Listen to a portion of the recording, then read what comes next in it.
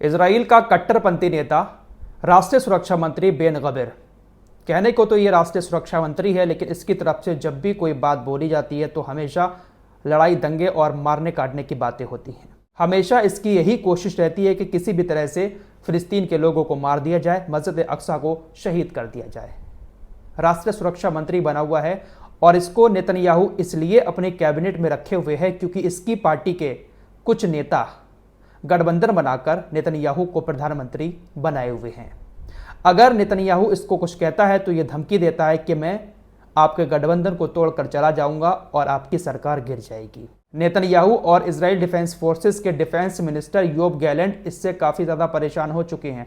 विपक्षी पार्टी के नेता भी काफ़ी परेशान हैं इसके बयानों को लेकर, क्योंकि इंटरनेशनल लेवल पर इसके बयानों की बहुत ज़्यादा किरकिरी होती है।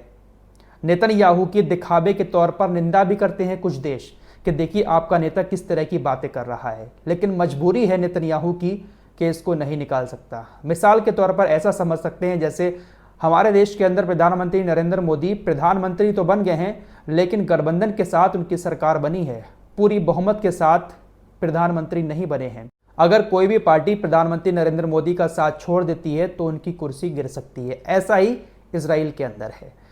राष्ट्रीय सुरक्षा मंत्री ये बना हुआ है, इसने एक बार फिर से मस्जिद अक्सा को शहीद करने का ऐलान किया है। इसने कहा है कि मैं मस्जिद अक्सा में अपना आराधनालय बनाऊंगा। हम बहुत जल्द मस्जिद अक्सा में आराधनालय का निर्माण शुरू करेंगे। आराधनालय क्या होता है? आराधनालय यहूदियों का सबसे पवित्र स्थान माना जाता है। यहूदियों का जो आराधनालय होता है, उस आराधनालय में इनकी जो तौरा है उसको एक संदूक के अंदर रखा जाता है और उस संदूक का मुंह जो है वो यरूशलेम की तरफ किया जाता है। फिलिस्तीन के अंदर यरूशलेम जो है, जहां पर मस्जिद अक्सा है, उस संदूक का मुंह यरूशलेम की तरफ कर दिया जाता है। मिसाल के तौर पर आपको समझा रहा हूं, जैसे हम मुसलमान नमाज पढ़ते हैं, कहीं पर भी नमाज पढ़ते हैं तो हम अपने दिल में इरादा करते हैं कि हमारा मुंह जो है वो काबे शरीफ की तरफ हो। इसी तरह से ये लोग भी यरूशलेम को फॉलो करते हैं, क्योंकि इनका मानना है कि जहां पर मस्जिद अक्सा है, यहाँ पर हमारा सबसे बड़ा मंदिर हुआ करता था। तो ये अपने तौरा को संदूक के अंदर रखते हैं। आराधनालय में उस संदूक का मुंह जो है वो यरूशलेम की तरफ कर दिया जाता है और सभी यहूदी उस संदूक की तरफ मुंह करके प्रार्थना करते हैं। इन लोगों का ऐसा मानना है कि संदूक के अंदर तौरा को रखकर संदूक का मुंह यरूशलेम की तरफ कर दिया जाएगा तो जितने भी लोग हैं वो यरूशलेम की तरफ मुंह करके ही प्रार्थना करेंगे। यानी कहीं ना कहीं ये इस्लाम को फॉलो करते हुए इस तरह की बातें कर रहे हैं कि मुसलमान सिर्फ काबे शरीफ की तरफ मुंह करके ही नमाज पढ़ता है, तो ये लोग भी यरूशलेम की तरफ मुंह करके प्रार्थना करते हैं। तो इसने ऐलान कर दिया है कि हम मस्जिद अक्सा के अंदर आराधनालय बनाएंगे। राष्ट्रीय सुरक्षा मंत्री है, इसकी बात भी मानी तो जाती है कैबिनेट में, वरना ये धमकी देकर सरकार गिराने की बातें करता है। फिलहाल फिलिस्तीनियों में काफ़ी गुस्सा है मस्जिद अक्सा को लेकर कि किस तरह की बातें इसने कही हैं। फिलिस्तीनी सरकार की तरफ से भी इजराइल को चेतावनी दी गई है कि आपके जो मंत्री हैं वो पूरी तरह से एक धार्मिक युद्ध शुरू करना चाहते हैं और ये इलाके के लिए अच्छा नहीं होगा। जिस तरह से ये बातें कर रहे हैं कि मस्जिद अक्सा में हम ऐसा करेंगे, खुलकर धार्मिक युद्ध इस एरिया में शुरू हो सकता है इनकी इस तरह की बातों की वजह से। दोस्तों, अपनी लास्ट रिपोर्ट में आपको खबर दे चुका हूं कि फ्रांस के एयरपोर्ट पर टेलीग्राम के मालिक को गिरफ्तार कर लिया गया। फ्रांस की सरकार ने, फ्रांस की पुलिस ने उनको गिरफ्तार कर लिया क्योंकि यूरोपीय यूनियन ने, अमेरिका ने इनके खिलाफ अरेस्ट वारंट जारी किया हुआ था।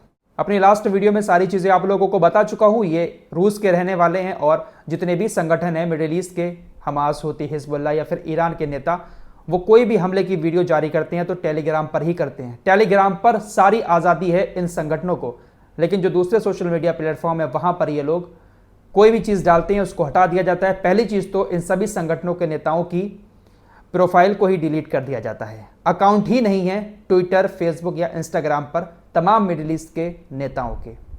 यही चीज़ इजराइल और अमेरिका को बहुत ज़्यादा चुभती है, इसीलिए टेलीग्राम के मालिक को अरेस्ट कर लिया गया कि इन्होंने आतंकवाद को बढ़ावा दिया है और ये आतंकवाद का समर्थन करते हैं। फिलहाल यूरोपीय यूनियन ने कहा है कि हम फ्रांस का पूरी तरह से समर्थन करने के लिए तैयार हैं।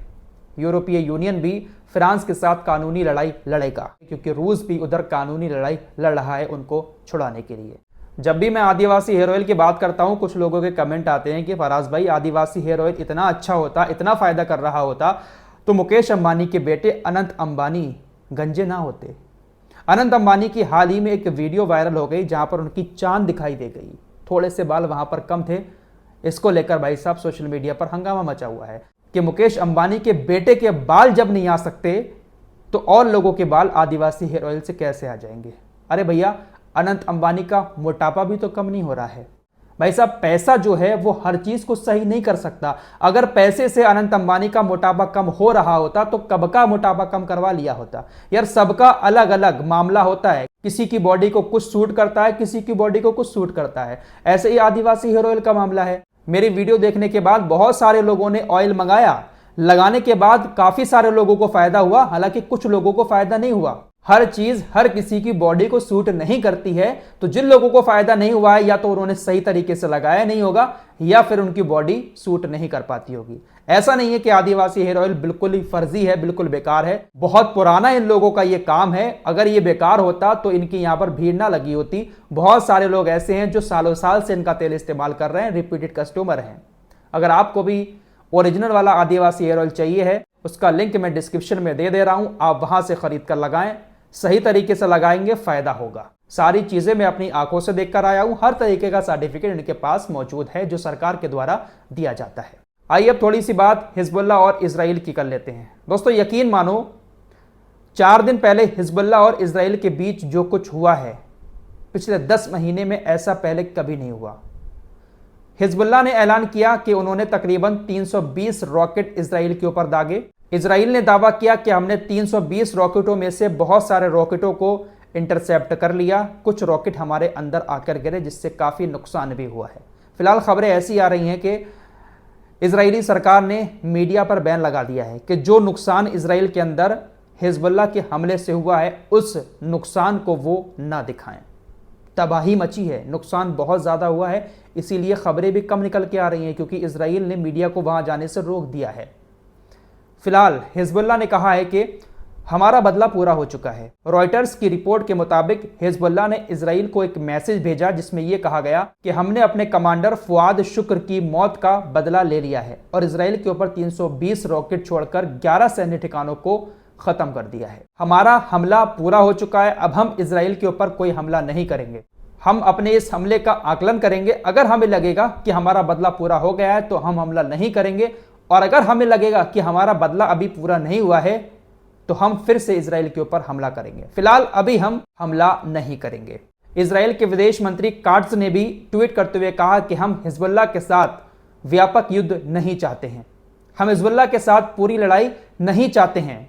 लेकिन नेतन्याहू का कहना है इजराइल की तरफ से जो भी एक्शन हिजबुल्लाह के ऊपर लिया गया है वो इस कहानी का एंड नहीं है, कहानी अभी बाकी है। आपको बता दें, जब हिजबुल्लाह ने 320 रॉकेट छोड़े थे उसके कुछ ही देर के बाद इजराइल ने भी बहुत सारे लड़ाकू विमान भेजकर लेबनान के तकरीबन 100 से ज़्यादा ठिकानों पर हमले किए थे।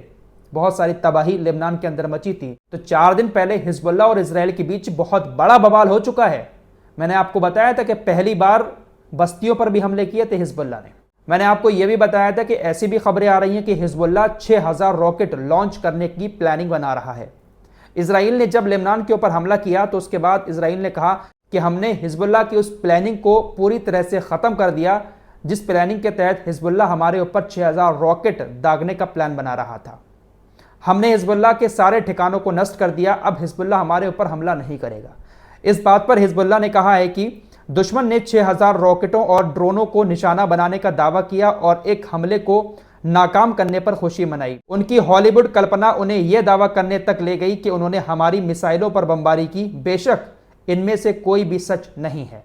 हिजबुल्लाह के नेता हसन नसरुल्लाह ने कहा कि जिस तरह से हॉलीवुड फिल्में होती हैं, इसी तरह का ये झूठ दुनिया को दिखाते हैं कि हमने पूरी साइडों को तबाह कर दिया हिजबुल्लाह की, जहां से हिजबुल्लाह हमारे ऊपर 6000 रॉकेट दागता। हसन नसरुल्लाह बोले ये सरासर झूठ है, इसमें एक भी बात सच नहीं है। इन्होंने कहा कि दुश्मन को समझना चाहिए कि अब वो दिन खत्म हो गए कि वो मार्चिंग बैंड के साथ लेबनान पर आक्रमण कर सकता था, और एक दिन आ सकता है जब हम मार्चिंग बैंड के साथ उस पर आक्रमण कर सकते हैं, यानी पूरा गा बजा कर इजराइल के ऊपर हमला कर सकते हैं। वो दिन लद गए जब इजराइल धमकी देकर कहकर लेबनान के ऊपर हमला करता था, लेकिन अब हमला नहीं कर सकता। एक रिपोर्ट के मुताबिक इजराइल ने गाजा पर तकरीबन 80,000 टन विस्फोटक गिराया है।